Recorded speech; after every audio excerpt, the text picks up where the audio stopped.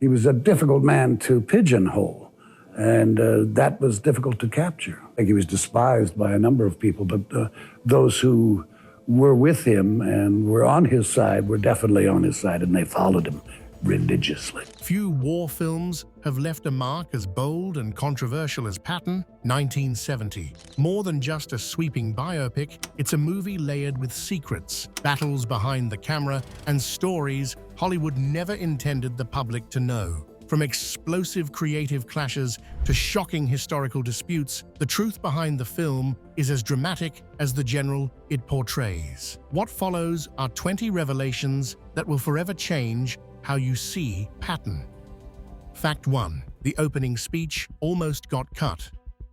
When you think of Patton, 1970, the image that likely comes to mind first is George C. Scott standing before an enormous American flag, delivering that thunderous opening monologue. It's iconic, unforgettable, and instantly sets the tone. But here's the shocker. Studio executives almost scrapped it. They worried audiences would walk out, thinking the entire movie was just one long lecture. Some even feared it glorified Patton too much, making him seem more myth than man. Francis Ford Coppola, who co-wrote the script, fought hard to keep it in. He knew the speech wasn't just an introduction, it was a declaration of war on traditional war movies. In the end, Coppola was right. That scene didn't just survive, it became one of the most legendary openings in film history, redefining how audiences viewed both Patton and cinematic storytelling. Fact 2. George C. Scott refused his Oscar. Winning an Academy Award is supposed to be the crowning moment of an actor's career. But George C. Scott wasn't having it. When he won the Oscar for Best Actor for Patton in 1971, he famously rejected it, the first actor ever to do so. His reasoning? Scott considered the Oscars a meat parade, a meaningless popularity contest that cheapened the art of acting. The Academy was stunned, and Hollywood was scandalized. To Scott, acting was sacred, not something to be ranked or voted on like a sporting event. What makes it even more ironic is that his performance in Patton is still considered one of the greatest of all time. By snubbing the award, Scott didn't just make a statement. He turned his win into one of the most controversial moments in Oscar history. 3. The Pentagon tried to censor the script. When filmmakers approached the US military for support, they expected cooperation. Instead, the Pentagon freaked out. They worried Patton might portray America's most flamboyant general as too reckless, too egotistical, and too politically toxic. Officials demanded script changes, trying to soften Patton's rough edges, and even remove the infamous slapping incident. But the filmmakers pushed back. They wanted the raw, unfiltered Patton, the man warts and all, not a glossy recruiting poster. In the end, the Pentagon refused to officially back the production, meaning the crew had to improvise with old equipment and international shooting locations. Ironically, the lack of military oversight gave the filmmakers more freedom, and that's why Patton feels so unvarnished, so authentic. What the Pentagon feared might tarnish Patton's reputation instead cemented him as one of cinema's most brutally honest portraits of a military leader. 4. Francis Ford Coppola was fired, then vindicated. Before The Godfather made him a legend, Francis Ford Coppola was just another struggling screenwriter trying to make a name for himself. He poured his heart into the script for Patton, capturing the general's contradictions, genius and madness, courage and arrogance. But studio execs hated it. They said Coppola's script was too intellectual, too risky, and they fired him from the project. Here's the twist. When no other drafts captured the magic, producers circled back to Coppola's version. It was his script, word for word, that made it to the screen. That brilliant opening speech, pure Coppola. Years later, when Patton won 7 Academy Awards, Coppola's career skyrocketed. Being fired nearly derailed him, but Patton became the unexpected stepping stone that propelled him to direct The Godfather, one of the greatest films of all time. And if the battles on screen were fierce, the clashes behind the camera were just as explosive. Don't miss the next one. Fact 5. Scott's explosive temper on set. George C. Scott didn't just play an intense, unpredictable general, he lived it. Known for his volcanic temper, Scott regularly clashed with director Franklin J. Schaffner during filming. If he disagreed with how a scene was being shot, he didn't quietly object. He erupted, shouting matches, storming off set, even threatening to quit weren't uncommon. What's fascinating is how those battles actually fueled his performance. Scott channeled every ounce of rage and stubbornness into his portrayal of Patton, making it feel brutally real. Schaffner, for his part, learned to roll with it. Rather than fighting Scott's fire, he let it burn on screen. The result was a performance that critics described as almost frightening in its authenticity. Scott's temper may have been hell to manage behind the camera, but it gave audiences one of cinema's most unforgettable characters. Fact 6. The Spanish Army played the Nazis. Big war films need big armies, but in 1970, Hollywood didn't have the budget for massive extras. The solution? Shoot in Spain under Francisco Franco's regime and hire the Spanish Army to fill the ranks. That means many of the Nazi soldiers marching across the screen were actually Franco's troops, real fascist soldiers portraying Hitler's army. The irony is staggering. The Spanish government was eager to cooperate, renting out tanks, troops, and even providing locations for a fraction of the cost. The result gave Patton a scale and realism few other war films could match at the time. Still, the decision has aged awkwardly. Using Franco's dictatorship to bring Nazis to life added a layer of dark authenticity, one that today feels more chilling than impressive. It's a reminder that movie magic sometimes comes with uncomfortable compromises. Fact 7. The real Patton's family was furious. Not everyone was thrilled with how Patton portrayed the general. In fact, his family hated it. Relatives felt the film exaggerated his flaws, especially his arrogance and controversial temper, while downplaying his military brilliance. To them, George C. Scott's performance painted Patton as a reckless egomaniac rather than a tactical genius. The family was so upset, they refused to cooperate with the production. That meant no access to Patton's personal diaries, letters, or official family archives. The filmmakers had to rely on military records and public sources instead, shaping a Patton who felt larger than life, but not entirely personal. Ironically, the family's refusal may have freed the movie to show Patton with brutal honesty, flaws and all. The result? A portrayal that infuriated his descendants but captivated the world. 8. Scott tried to quit mid-shoot.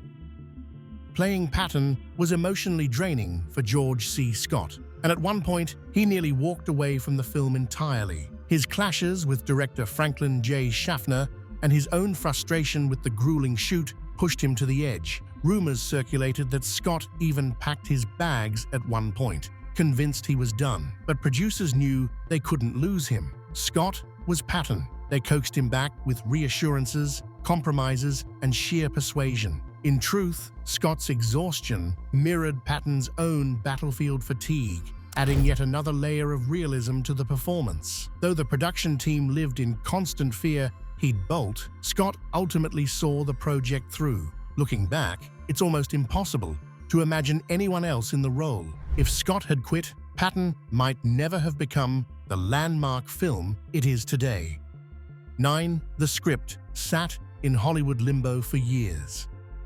Believe it or not, Patton wasn't an easy sell. The idea of a big-budget biopic about a controversial general scared off Hollywood execs for over a decade. Scripts bounced around town, rewrites piled up, and directors came and went. No one could figure out how to tell Patton's story without making him either a saint or a monster. It wasn't until Francis Ford Coppola's draft reframed Patton as a man of contradictions, brilliant yet flawed, that momentum built. Even then, the project languished in development, constantly on the verge of collapse. Only when 20th Century Fox finally took a gamble did the movie move forward. The years in limbo may have been frustrating, but they also allowed the script to evolve into the layered masterpiece it became. Sometimes, the best films only come to life after a long, messy struggle. Fact 10. The elephant scene was real. One of the strangest and most memorable moments in Patton is the scene with the elephant procession in North Africa. Believe it or not, that wasn't some Hollywood trick. It was the real deal. The production secured actual elephants, handlers, and local performers to stage the sequence. This wasn't just set dressing, it was authenticity at its most extravagant. The logistics were a nightmare. Elephants aren't exactly cooperative actors, and managing them in the desert heat was chaotic.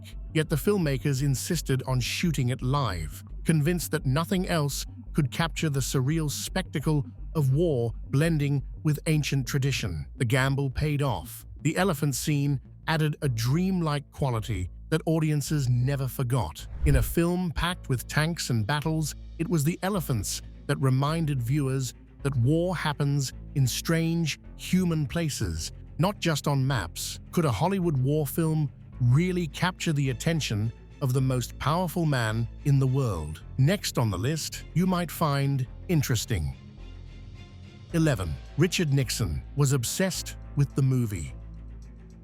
Few films have had such a strange political afterlife as Patton. President Richard Nixon was reportedly obsessed with it, screening it multiple times at the White House. He saw himself in Patton's struggles, brilliant yet misunderstood, forceful but constantly clashing with superiors. Advisors even worried Nixon was drawing too much inspiration from the general's fight to the finish mentality. During the Vietnam War, Nixon used Patton as a motivational tool, showing it to staff and even suggesting military leaders watch it. The line between Hollywood drama and real-world policy blurred in unsettling ways. A movie meant to explore one man's contradictions ended up influencing the mindset of the most powerful man in America. It's one thing for a film to win Oscars, it's another for it to echo inside the Oval Office.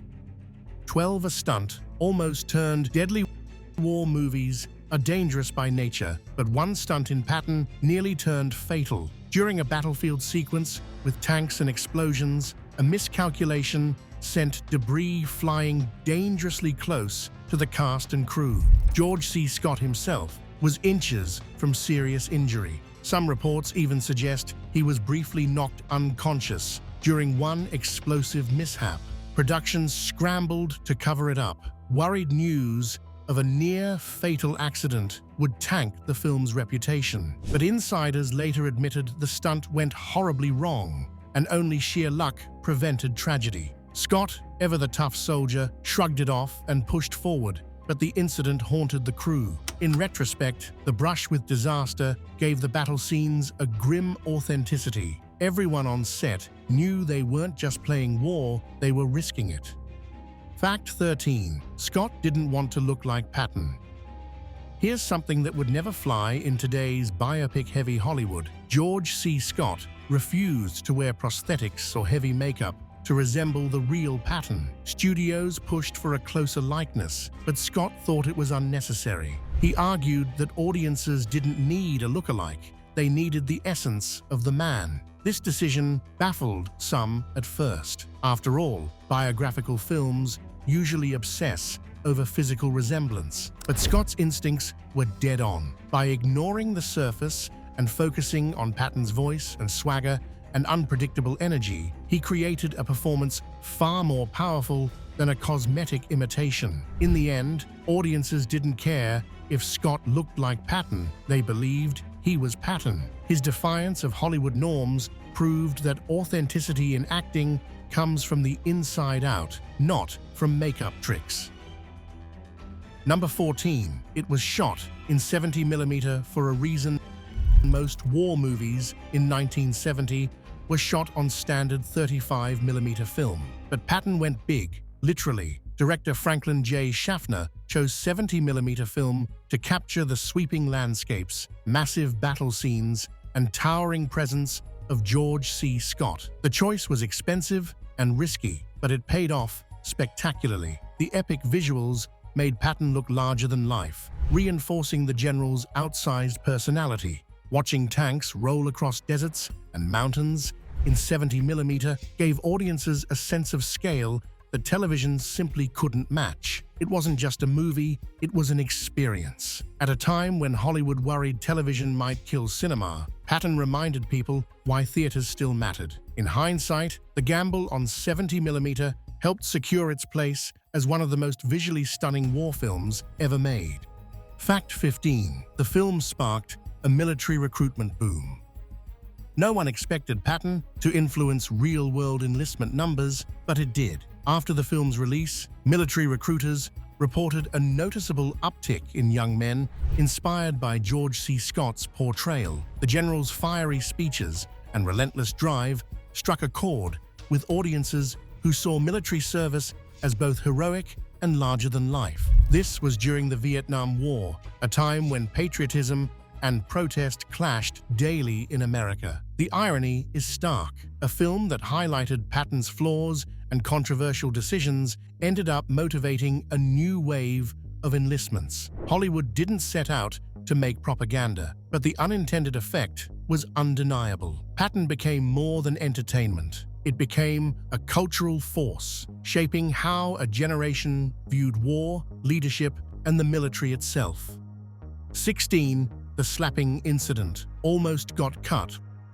One of the most infamous moments in Patton is when the general slaps a shell-shocked soldier in a field hospital. Historically accurate, yes, but dangerously controversial. Studio execs feared audiences would despise Patton and walk out. The Pentagon outright wanted it removed, worried it would tarnish the Army's image. But the filmmakers refused. To them, the scene was essential. It revealed Patton's brutal flaws as much as his uncompromising drive. Keeping it in was a gamble, but it worked. The slapping incident didn't ruin the film. It became one of its most talked about moments. It showed that great leaders can be deeply flawed, and it sparked national debate over what strength really means. The controversy only made the movie feel more authentic. Did you know Patton wasn't the only film about the legendary general in the works? Hollywood had a secret rival project racing to tell the same story.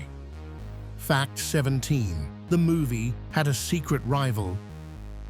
What many don't realize is that Patton wasn't the only film about the general in development. At the same time, another studio was working on a competing Patton project, hoping to cash in on the larger-than-life figure. Hollywood loves a race, and both productions scrambled to finish first. Ultimately, Patton won. Its bigger budget, stronger cast, and Coppola-penned script left the rival effort in the dust. The competing film was shelved, barely remembered today, while Patton went on to win 7 Academy Awards and secure cinematic immortality.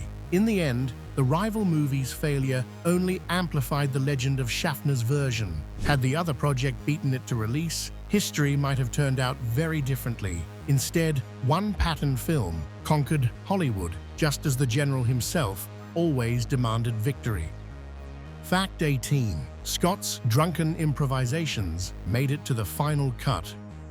George Scott was notorious for enjoying his whiskey, and sometimes his drinking carried over onto the set. But here's the twist. Some of his most powerful moments as Patton weren't scripted, they were improvised, sometimes while Scott was under the influence. His unpredictable outbursts, his slurred but fiery tirades, even his off-script gestures gave the character a raw, unpolished intensity. Director Franklin J. Schaffner recognized genius when he saw it. Instead of cutting these moments, he embraced them, weaving Scott's improvisations into the film. The result was a performance that felt less like acting and more like possession, as if Patton's ghost had taken over Scott's body. It's a risky move most directors would never dare, but here it worked. The chaos became art, and audiences got a Patton who felt terrifyingly real. 19. It almost got an X rating.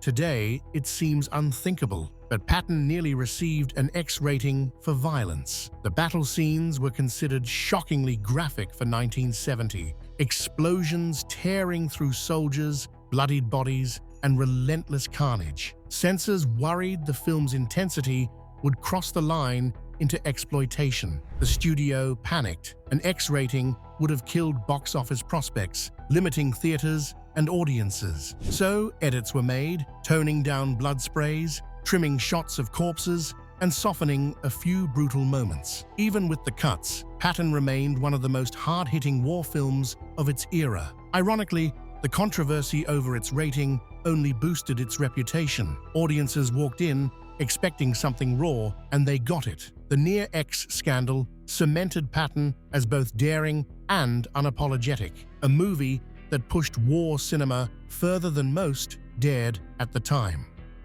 Fact 20, the ending was a last-minute change. The haunting final scene, Patton walking his dog, reflecting on the fleeting nature of glory, feels inevitable now, but originally it wasn't in the script. Early drafts ended with bombast, showing Patton marching triumphantly. Director Franklin J. Schaffner hated it. He wanted something quieter, something that captured the general's tragic loneliness. So at the last minute, the ending was rewritten. The shift from battlefield grandeur to personal melancholy reframed the entire film. Instead of celebrating victory, it asked audiences to reflect on the cost of ambition and the fragility of fame. That single change turned Patton from a great war movie into a profound character study. It was a gamble, but it gave the film the haunting resonance that still lingers decades later. Sometimes, genius comes in the final hour. Are you a fan of Patton? What do you think of the list? Write your comments below and make sure to subscribe to the channel for more content like this. Thanks for watching.